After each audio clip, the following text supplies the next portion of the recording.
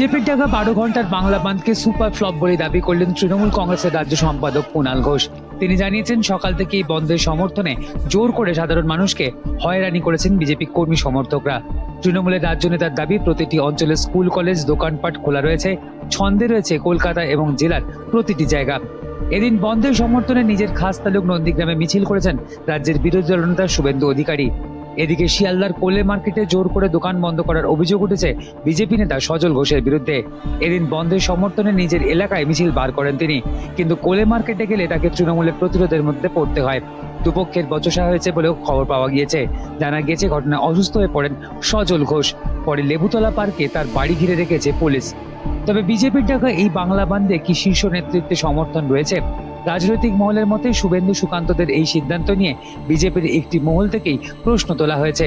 বিশেষ করে মঙ্গলবারের নবান্ন অভিযান ঘিরে পদ্ম শিবিরের যে ভূমিকা, তাতেই এই প্রশ্ন উঠেছে।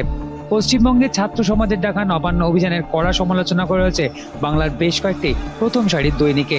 প্রতিটি দৈনিকের শিরোনামেই নবান্ন অভিযান ঘিরে বিশৃঙ্খলাকেই দায়ী করা হয়েছে।